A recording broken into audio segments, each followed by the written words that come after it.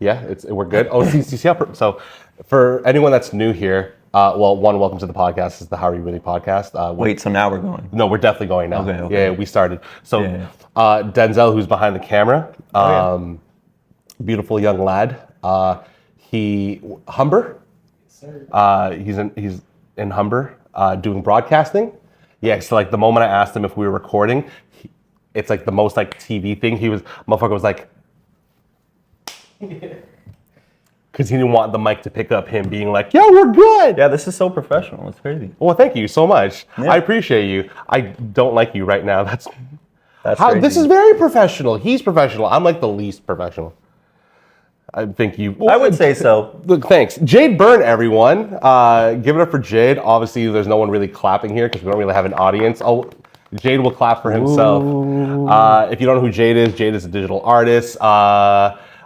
Beautiful, handsome man. He modeled for us today, more specifically for a certain collection that will be dropping soon.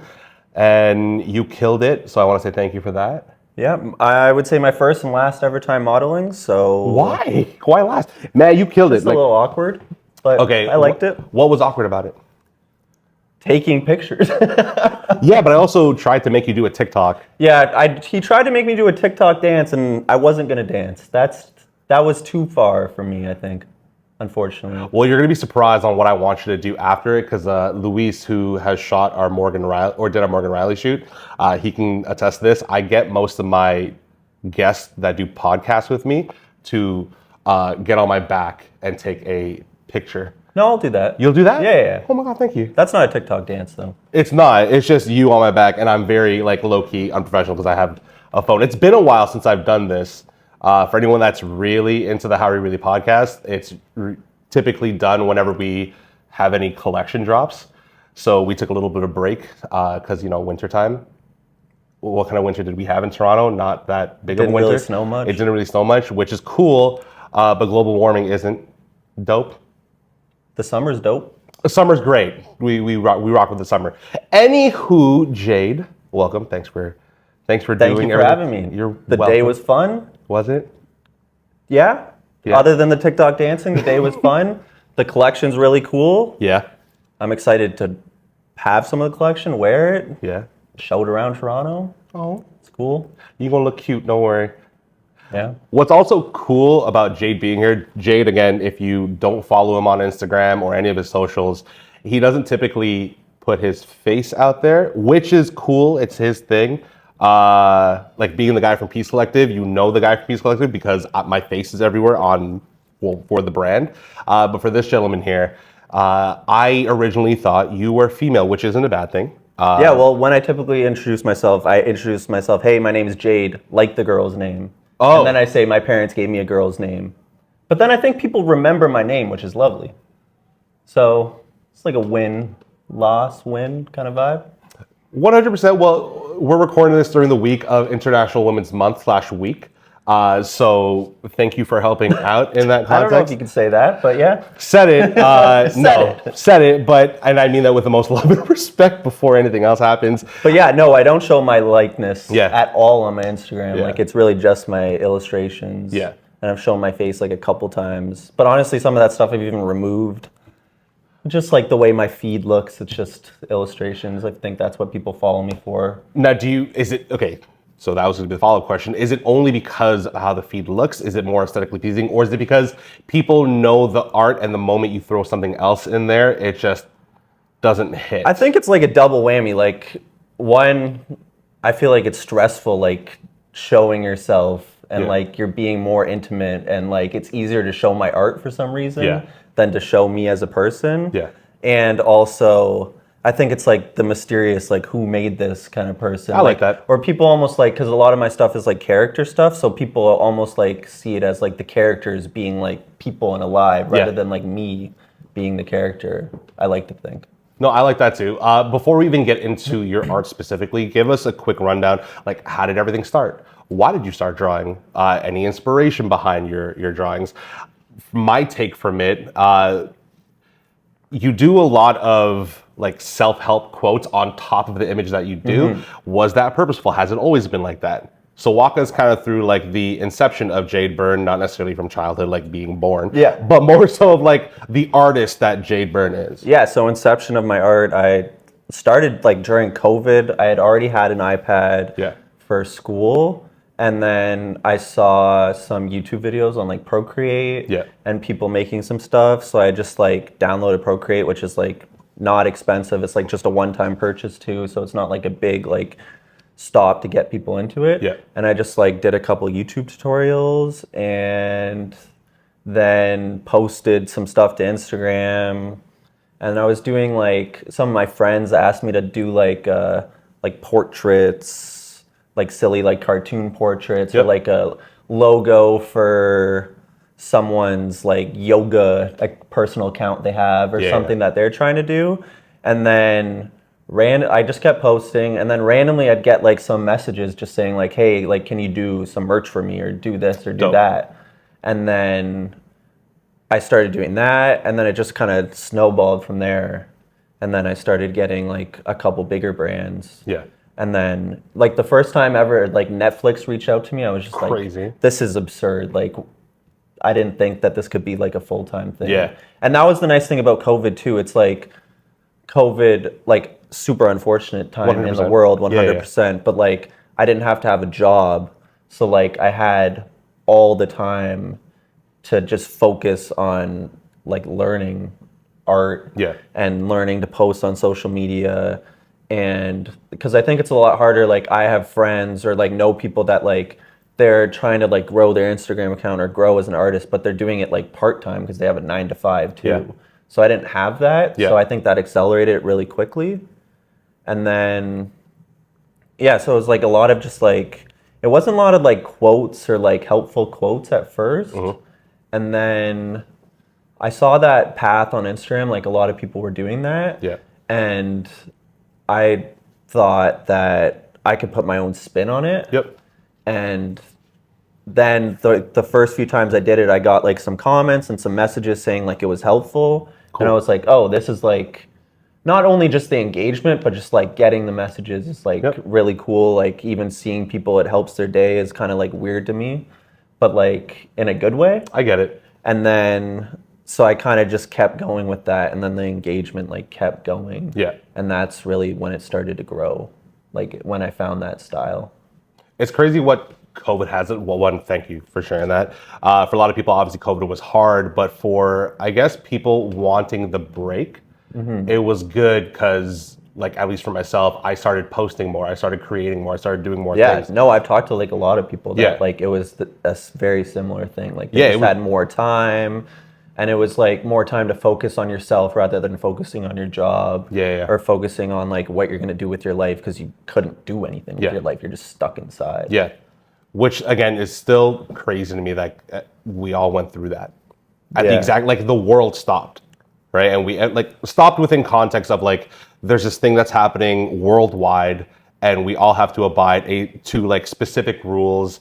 Then rules start to loosen up, and it's like you can be in groups of 6. Or you could be within this circle. I forgot the metering space or whatever it was. Yeah, you just have like your bubble of people that you see, but your bubble doesn't want to interact with another bubble kind of thing. But it was cool to see the people that wanted to be more creative, and unfortunately people lost a lot of jobs through that time. But for the ones that, kept it pushing, especially for the creative ones, it was time for them to be able to experiment, which is the cool thing. So, which is dope to see because you're a product of that as well, right? Yeah, and it was just like funny timing too, because like right out of university is like when you don't know what you're gonna do with your career. Yeah. You don't know what you're gonna do with just life in general. So like that time to experiment kind of like landed perfectly for me. Yeah. And then I figured out this. So here we are. And it works. Yeah. And I love that. To move on, based off something that we worked on together today, a big part of it is art being for everybody, right? There's obviously different types of, I'm forgetting the word and I hate when I do this, but it's like not canvases or there's different art forms other than drawing for you. Yeah. Is there anything else that you do that is artistic outside of just drawing? Honestly, I would say no. Like, I'm definitely like pulling from other art forms, like for my art, like watching movies, media, music, but I'm not like creating any other art. Yeah. I wouldn't say specifically. So honestly, no, not really. Like, I think I really like went all in on the art thing. Yeah. And it really panned out. And to go back to the art is for everybody kind of thing, like it for sure is, because I didn't start doing art until I was 25 or 24. Yeah. And now I'm doing it full time at 28. So it's definitely for everybody at that point. Where you are right now when it comes to just your craft or art in general, do you feel like there is kind of like this gatekeepy thing when it comes to art? Like I am background wise, like I used to dance. Lo and behold, this body figure. I used to dance, like I crump. Other than that, being, I guess, Filipino, somewhat dabble in singing, but like also just creating things more so like content, right? And for me, going into even like the content world, there was a lot of people that I looked up to, even within the city, that I'd want to work with, but there was a certain feeling where it's like, you kind of just got to do it on your own, which understandable, no, right? I agree with that. Like there is like a weird like gatekeepy thing to specifically content, I would say. Yeah. But I don't know if content and art are like necessarily the same thing. Oh. Like someone just taking a dance class, that's like, that was your form of art, but that's not gatekeepy. Yeah. Maybe posting it on social media and growing, I would say is gatekeepy, but it kind of is it's not just the art at that point, it's kind of the content too. Yeah. And I think even going back to that, like I was like obsessed with YouTubers and obsessed with this. So like when I started art, like it was just like me taking it up as a hobby, but then like moving into like the content thing was like something I wanted to do. Yeah. But definitely gatekeepy for sure. And it's like people like to see how many followers someone has. Yeah. And even just like the sense of growing is funny because like it's so hard to grow like at first. Like it's so hard to gain your first 1,000 followers. Yep. And then it's still hard to gain your 10,000th follower. But then it just becomes more like exponential after that point. 100%. And almost like the gate is like open. So like I feel like content and growing is like very gatekeepy.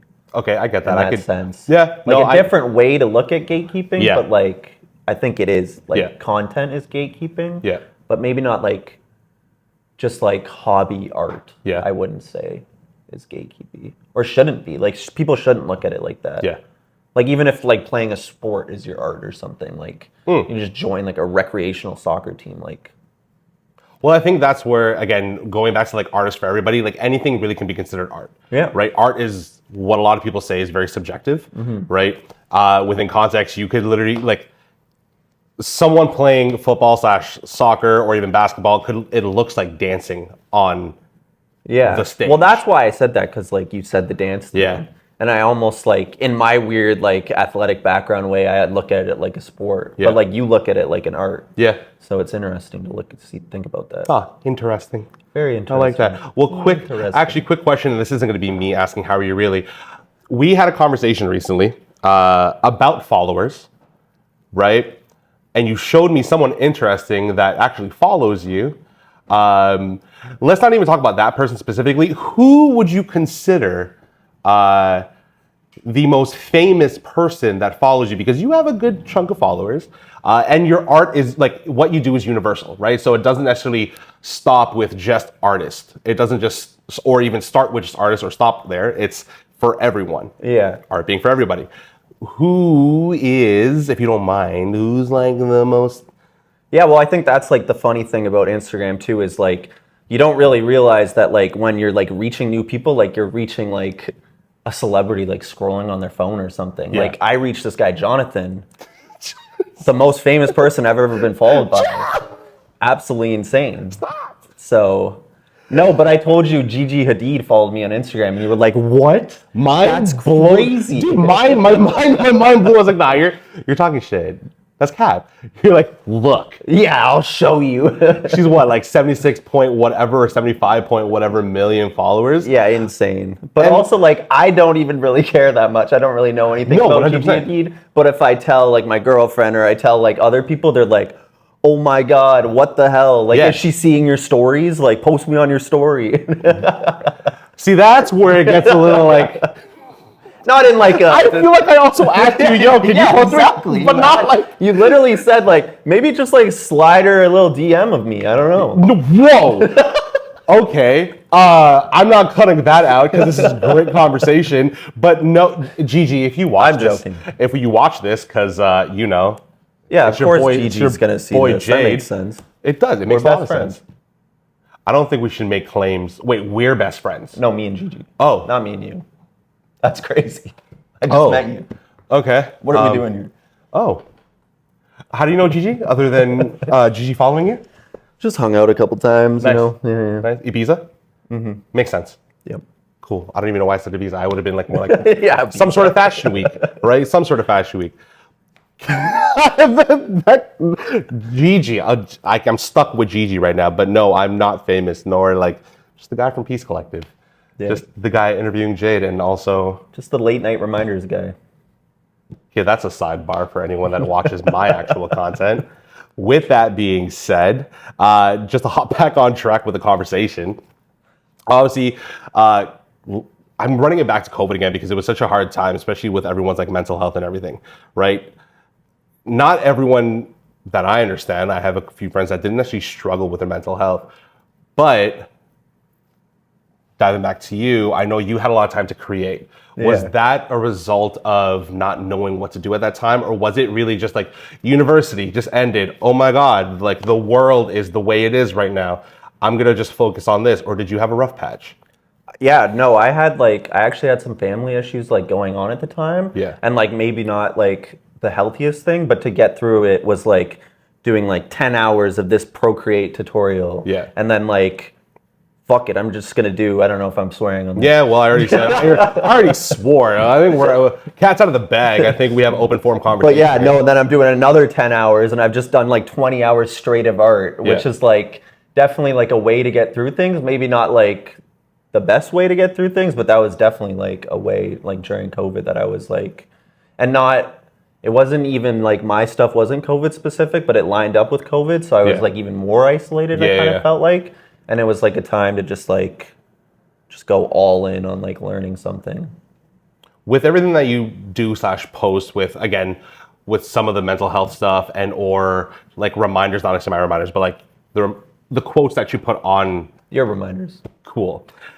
Look, our stuff, and I'll talk I about. think we've been inspired by each other. No, 100%. I've like gone through your stuff and I was like, oh, that's a good one. Yeah, I might have to take my own spin on that kind of thing. and you have, and Yeah, in fact, and I you have have, but with for yours me as well. right? But it's like we do. For people that can afford therapy, I think the stuff that we do is kind of therapeutic. Yeah, Right? definitely. It is therapeutic in that sense where it's like, oh shit, maybe you just need a reminder that things will be okay. And there's a lot of people that don't necessarily believe it. Yeah. Right? Well, but and it's not even like entertaining. it's going to solve someone's day, but if it's going to make it like 0.01% better and start their day to become getting Yeah. better, then that's what it is. Like, it's not like someone seeing one of my post reminders Yeah. and their whole day is being changed because that, like, I don't know if I choose to think that, but like, even if they see it and just like have like a single thought, like, oh, I'm going to like go out and do something today. Like, Yeah. it's going to like, it's just remind them to like figure out their day or whatever, like Yeah. start their day right. Just start their day. Do Yeah, something like with I their day. typically do post in the morning, and I think like it's kind of just like content wise, I think it makes sense to probably post at the same time, like algorithm wise, but also like in a weird way, I think I'm posting at this in the morning to like have people like see it at the Yeah. start of the day and like go through their day. Like, That's seeing nuts. that. You do morning stuff. Yeah, and you do the opposite. I do the Like, opposite. the I post at exact night, opposite, yeah. right? So I catch the people that have seen your stuff in the morning, seen your shit in the morning, and I'm like, look, now you can go to bed. Let me be the last thing you Maybe say. you should just scare the people one day and just like early morning reminders. I tried to, it didn't work. Oh, you've tried this. because algorithm. Damn. Shout out to social Shout media out- because like shout out the algorithm. It'd be algorithming. Yeah. Can't control that thing. You can't. Again, we keep veering off topic, or at least conversation. More specific, when I asked you about like us being therapeutic, do you one go to therapy, and are you one to recommend therapy? Whether it's seeing a professional, or do you kind of like, if you had like homies, be like, hey man, I might need to see a therapist, do you be like, yeah, you should definitely go, or you could try doing this, right? Yeah. Like how I found art and like how I figured this stuff out. Try that. Maybe that can help. Like, what is your therapy? Do you go to therapy, and do you recommend therapy? Yeah, so I've done therapy in the past, and I'm not doing therapy right now. And honestly, I'd probably always be doing therapy if it was free, but alas, it isn't. Yeah. And I think it fully makes sense for people to do it, especially if they have like a reason or a rough patch, but you don't even need the rough patch to be going through therapy. Like everyone can like get something out of therapy for sure. But I think for me, it was like more to get through like rougher stuff. Yeah. And then like kind of lean on the people in my life to like when I'm doing well to like stay up kind of thing. But no, even if my friends were to ask like if they should go to therapy, I would tell them 100% like that it will be helpful. Cool. What do you think? I've gone to therapy a couple times, literally specifically 2 times, and it was probably one of the worst times in my life, not seeing a therapist, but the reasons for going to a therapist. Great, but same kind of sentiment. Like, it is mad expensive, and I feel like it should be more affordable or mixed into like some sort of government thing where there's a mandate where you must see a therapist, or you should. You have. I don't know about the must see a therapist. No, I think the issue with forcing people to do therapy is they're not going to get anything out of it, kind of thing. Like, you need to want to go to therapy. 100%. But the fact that it would be available for you to, like, yes, I think whether let's even pitch it where it's not necessarily monthly, but more so on a seasonal point of view, right? Once a season, right? Yeah. You have or even looking at it in a different way, like. I think even money-wise, it's just like should be more. I think it is starting to become less like, oh, like you go to therapy, like what the hell? The stigma behind it. The stigma's kind of going away, but I would say there's still like, not necessarily a stigma, but there's like a relationship between like you're going to therapy and something's wrong in your life, rather than like you're going to therapy, your life is good, but like you still get something out of therapy. I think there's still that assumption that like you only need to go to therapy when something is wrong. Which is also contradicting myself because I said I used to go to therapy and now I don't. But you also did mention, which is something that I do as well, is like when you at your highest of highs, or even like you're doing good, even at that slight moment, you have friends or you have people around you that you could have conversations with to do that upkeep of your either whether it's your mental health or your happiness or whatever it is, right? Whereas there are people out there that are at their lowest of lows, and whether it's because of money, let's say resources, money, or same thing, or whatever it is, to just see a therapist or even have the friends around them to like have conversations with. I think that's the first thing. I think if some people just don't have the people. That too, right? But if you do, I think even just speaking about it, right? Yeah, about what you're going through. And if you have the right people, like they're gonna like want to understand, want to like talk about it. I think so. But it's definitely like a great outlet. Even that's kind of hard, right? It's like a big step. Yeah. Having the right people, but also like taking the step to then talk about things with them. Like some people have the right people, but they don't talk like that. They're just like homies. They watch sports and like this and that. They got hobbies together. They have similar interests, but they don't have like those deep conversations. But not that you necessarily need to, but like it's nice to have the friends that you can have those conversations. There was I'll call it an ad about like what depression looks like, right? Or when someone, so what depression looks like. It was just 2 homies, older gentlemen going to watch a soccer game, like a football game. Person A always had this, like, I'll call it RBF because everyone kind of understands what RBF is, but it's just straight face, watching the game, cool, I'm here. The other friend is the one that's like, whoa, crazy, like it's super invested in the game, right? After 3 or 4 times of showing the same like kind of look and scene of them meeting each other, blah, blah, blah, the happy friend like goes away. Probably not. No, but goes away, doesn't show up because something has happened, right? It's kind of painting that picture of what depression looks like, right? Or what depression looks like, or what sadness may look like, or you don't know who's going through what. Right, just because they look one way doesn't necessarily mean that it's that. It could be the total opposite, right? So I think again, going back to the point and making a full circle, it's like if you have people around you, try to have the conversation, right? And if you don't, but you have the resources, try to go see someone. But I think it's initially trying to do something. Yeah, definitely. Right? It's the do something part. I think we're also at the point of this conversation where we could low-key wrap it up. What I wanted to do with you originally is I wanted to play, it's more of like a word association thing, but unfortunately, due to certain circumstances, I can't have you draw and like do things. Yeah, well, during the shoot, I dropped my Apple Pencil and broke it, so congratulations. Here we are, yeah. Congratulations. Yeah. But you have more at home, so it's not like I the have art, another nib at home. It's just the nibs now. it's not like the art won't stop coming. It'll keep coming. Yeah. But I do, if you may, I'm going to throw some words at you. And during this segment, which we'll probably cut and then just show certain artwork, I'm going to say a couple words, right? Sure. If you can, just draw them out in the future, right? We're going to do some sort of editing magic and it'll just be this. But, oh shit. No, let's not do that. No, let's do that. I don't want to do that. It's going to be so bad. No, let's do it. I don't want to do it. No? Okay, fine. I don't want to do Okay, fine. But we'll get some. Okay, then we'll do this, right? Yeah, I'll do like a nice little doodle on my iPad, word association. It'll be lovely. I'll throw you 3 words, right? Yeah. I want you to draw something on your iPad, right? And apply a quote to it that makes sense to what you've drawn. Sure. Again, it's literally along the lines of what you do for your page. Sure. The first word's love. Love.